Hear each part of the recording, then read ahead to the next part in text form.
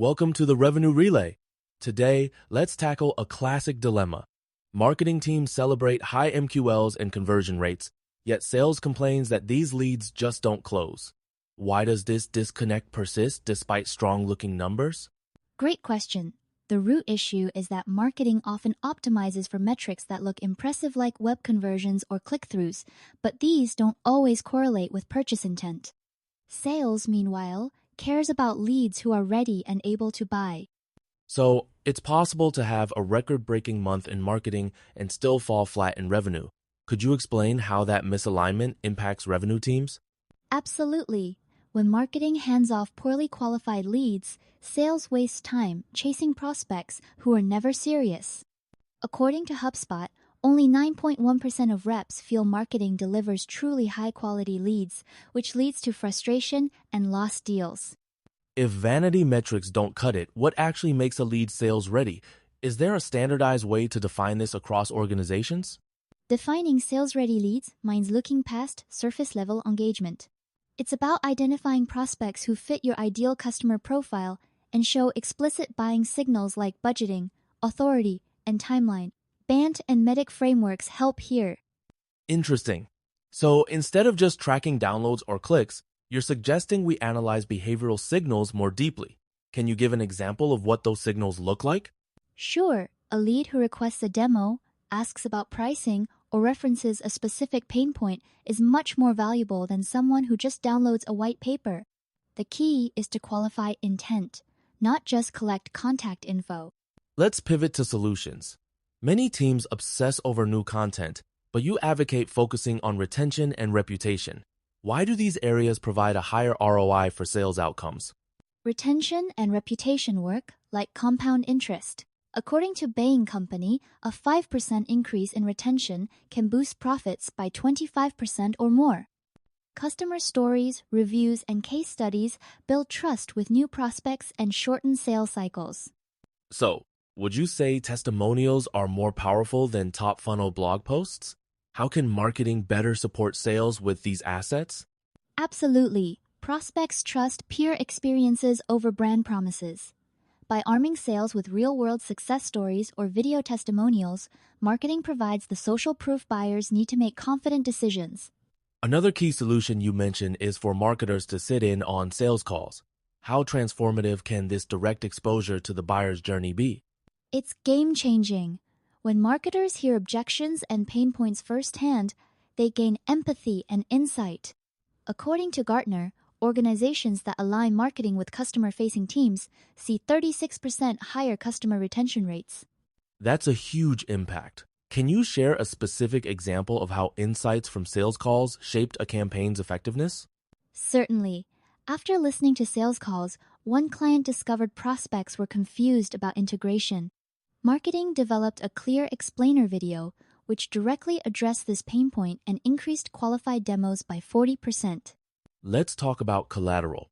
What distinguishes generic content from sales-ready collateral that actually closes deals? Sales-ready collateral is purpose-built to answer specific buyer questions at critical moments. Instead of generic brochures, think tailored one-pagers, comparison charts, or interactive landing pages that address common objections in real time. You mentioned a segmented landing experience as a standout example. How did that approach change lead quality? By letting visitors self-select their biggest pain point, marketing delivered hyper-relevant content instantly. This boosted engagement and led to a 30% increase in qualified bookings, proving that personalization drives conversions. You've introduced the concept of the impact loop. How does this differ from the traditional growth funnel, and why is it so effective for long-term revenue? Traditional funnels end at revenue, but the impact loop continues. Results lead to reviews, which fuel retention and referrals, creating more results.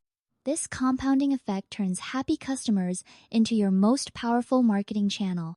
Can you elaborate on how leveraging customer feedback in this loop can accelerate growth?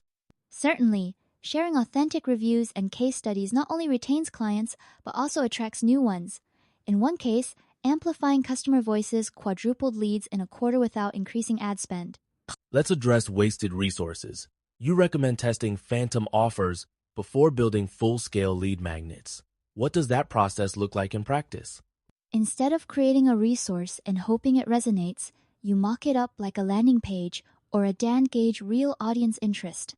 If people opt in or join a waitlist, you've validated the concept before investing time and money. That's smart. Can you share a scenario where this approach saved significant resources? Absolutely. One SaaS client tested a gated industry report. The ad flopped, so they scrapped the project early, redirecting resources into a customer testimonial campaign that generated 3x more qualified leads. Zooming out, what are the most common obstacles to aligning sales and marketing teams, and how can organizations overcome them? Silos form when teams have separate goals and KPIs. The remedy is shared accountability, jointly defined lead criteria, regular feedback loops, and mutual success metrics. McKinsey reports that aligned teams grow revenue 19% faster. That's compelling. What are practical steps leaders can take this quarter to foster better collaboration? Start with cross-functional meetings, joint pipeline reviews, and collaborative content creation sessions. Celebrate shared wins and ensure both teams have visibility into what truly drives conversions. Let's talk measurement. If MQLs aren't the gold standard, what metrics should marketing and sales focus on to drive real impact? Shift from volume metrics to revenue metrics. Track sales, qualified leads, sequels, pipeline generated, win rates, and customer lifetime value. These KPIs reflect true business impact, not just activity. Are there tools or dashboards you recommend for tracking these metrics collaboratively?